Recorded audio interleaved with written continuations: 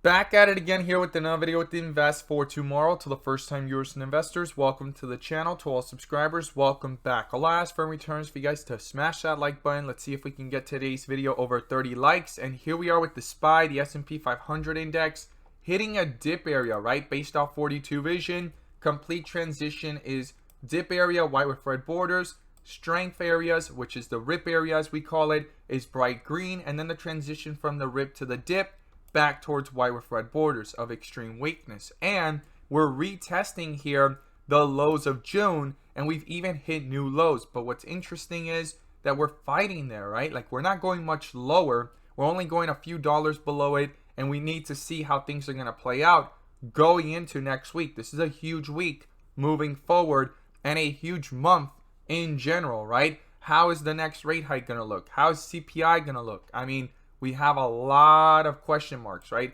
coming up going into next week. But we're going to break down some key levels, what's going on in the charts, and also how things are playing out here based off news and big dates that are coming up. And today the SPY continue to go lower, and our SPY bot sent us out notifications in either direction, but at 11:55 a.m. it sent us out a bear indicator, and from that moment forward, outflows dominated. Tried coming back up, rejected as you see there in the chart, and pulled down even further lower, and put options went up 200% plus within an hour, guys. If you guys want to receive this clarity and edge over the charts, check out the link down below in the description to the 42 vision indicator, getting connected to the SPY bot, the QQQ bot, our newly released Tesla bot, Apple bot, and we have other bots on the way so that you can receive the clarity and edge that you deserve within the volatility of the markets to maximize on opportunities, whether stocks are going up or going down. And this is my opinion and perspective alone.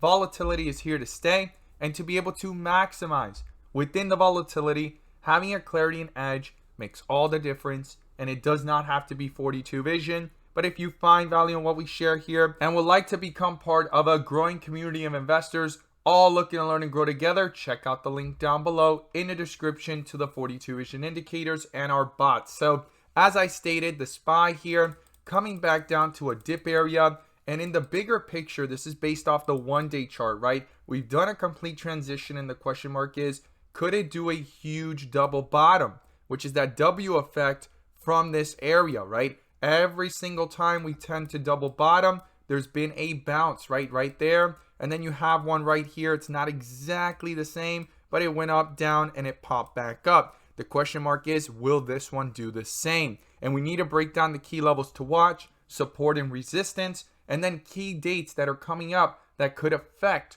the further volatility within the markets. But before we break it all down, I want to share with you guys the Homerun opportunity I mentioned this morning that went up nearly 50% plus within minutes. And as you see popping up on the screen, these are some of the home runs I've managed to find this week alone. And while it's not guaranteed to be this way every single time, we strive for opportunities like these every single day. So the home run of the day was spectacular and beyond expectations. And if you guys want to know about these stocks early on in the pre-market, check out the link down below in the description to the Discord. And by joining, you'll become part of a growing community of investors all looking to learn and grow together. So these are the 3 stocks I mentioned this morning. All 3 of them gave jumps of 5 to 10%, 10 to 20% plus, but one of them turned out to be a home run, and that was INM. We caught this one in the pre-market, pulling back towards the bell, found support. The inflows were picking up, but they had not crossed the midpoint just yet. Full strength on 42 vision, got that bull indicator.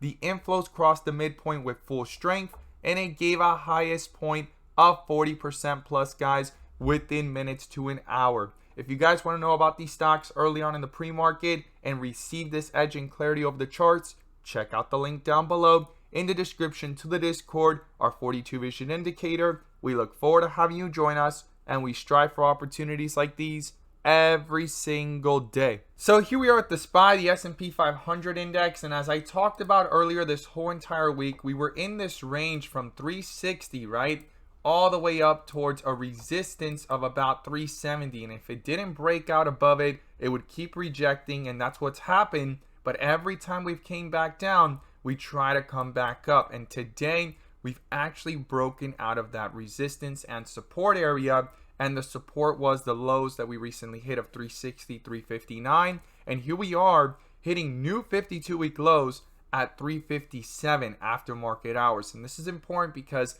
it can have a really quick jump back up, even if it's a fake out going into Monday or continuation of a bleed to the downside, especially now that it finally broke out of that channel. And we need to see if the bears really have control here or if the bulls can actually try to bring it back up. And we're going to break it all down here with the charts. We're going to look at what specific data points are coming out Monday and Wednesday that are crucial to the market in general and everything going on here. So I'm going to pull up the bull and bear indicators, which you can now gain access to as well. The link is down below in the description to the 42 vision indicator, getting connected to the SPY bot, the QQQ bot, our newly released Tesla bot, and we have other bots on the way so that you can receive the clarity and edge that you deserve within the volatility of the markets to maximize on opportunities, whether stocks are going up or going down.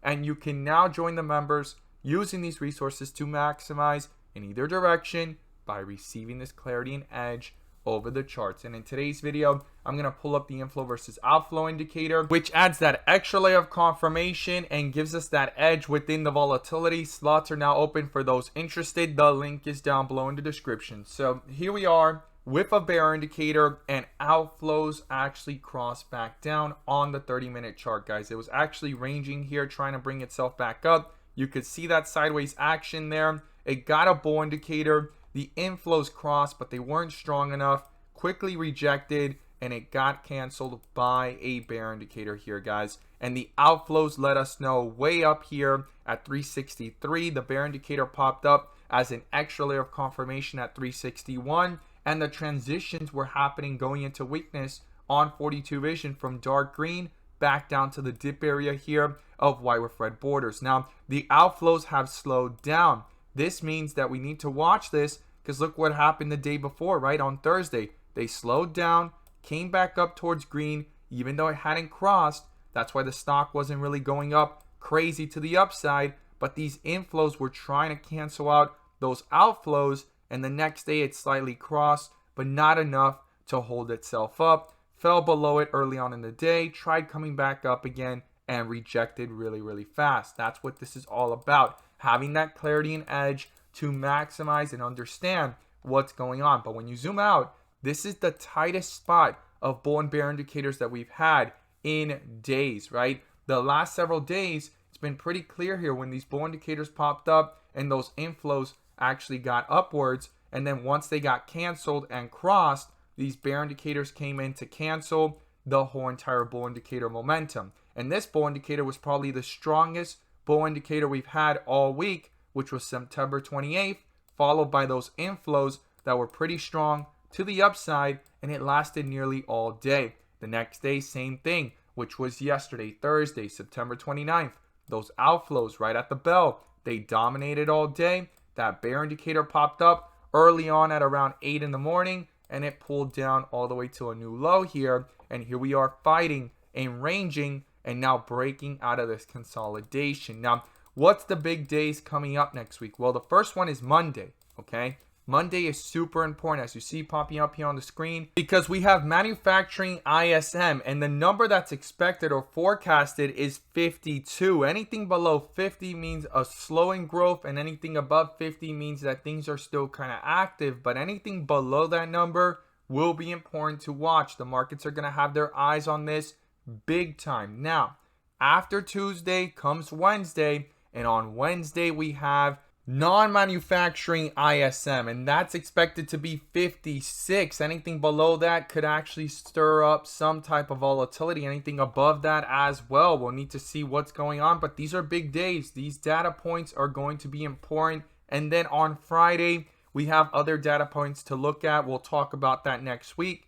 But I'll remind you guys on these dates, the Wednesday one and Friday one next week. But Monday is the first one that's coming up, and it's the actual manufacturing ISM and forecasted to be 52. So what is it that I'm watching? Well, when we zoom out here and you look at this from the 1 day, guys, you could see that we've been under a bear indicator here since 393. There was a rejection here with the outflows dominating, and the outflows are slowly slowing down. And I stated in my previous videos, right, when we were on our way down, I stated that the last time that we were in the outflow area, we went as low as minus 36 and as low as minus 46, right? And I was watching that carefully. It doesn't mean that it needs to stop there or it's a point of support, but just something to watch based off the history that we still had room to go lower, and we were way up here at minus 23. Well, here we are at minus 35. We need to see if it breaks through minus 36 on the outflows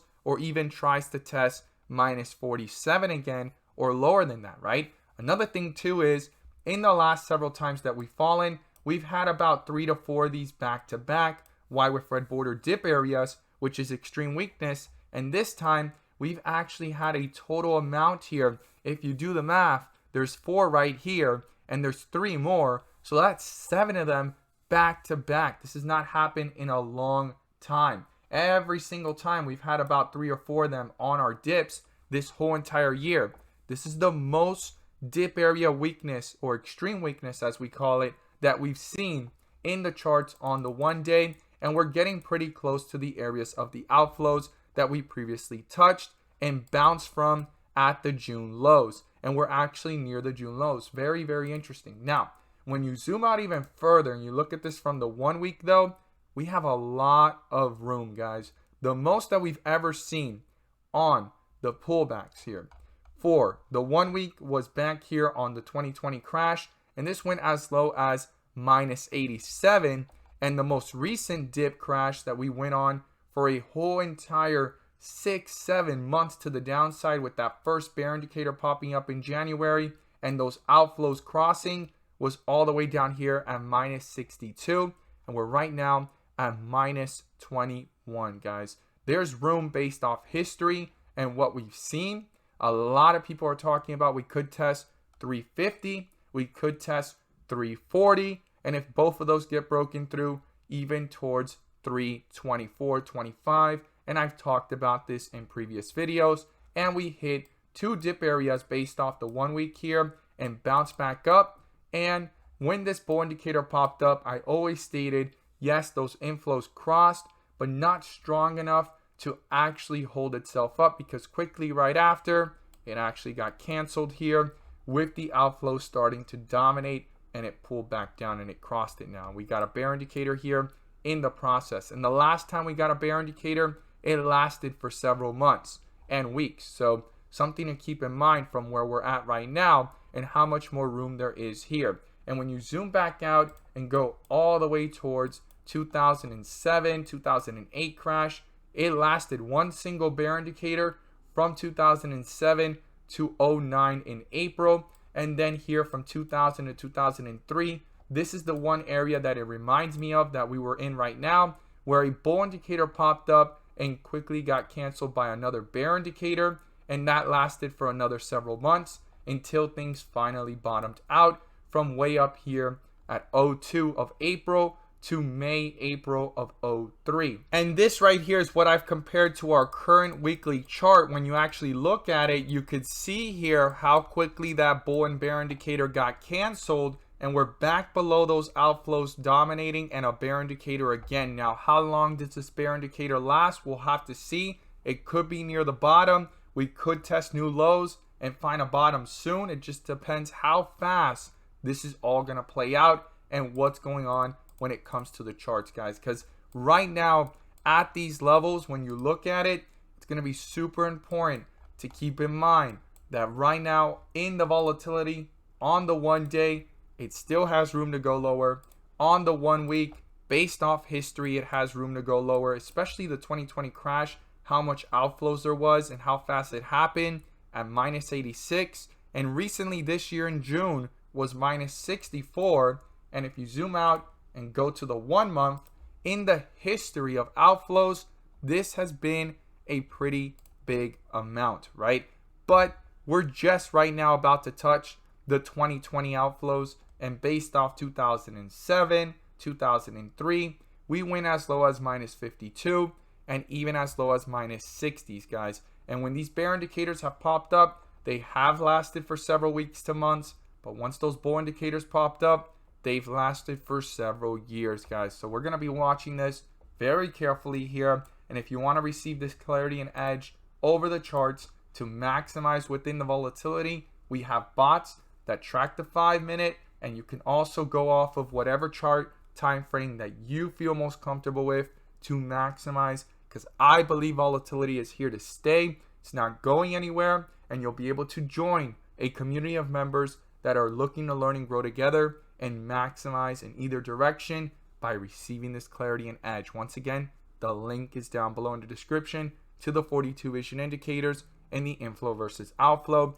and our Discord, guys, where there's a growing community, and we have bots and we have daily watch lists, and I post morning briefs every single day, and we strive for opportunities like the ones you saw earlier, those home runs that we strive for. And today's home run was nearly 50% plus, guys. Not guaranteed to be that way every single time, but we strive for them. I look forward to seeing your thoughts down below, how you feel about this as we broke through this channel and we're about to hit new 52-week lows. I look forward to seeing your thoughts down below in the comments section. Thank you guys for watching our chart analysis, and as always, thank you guys so much, and let's make some money.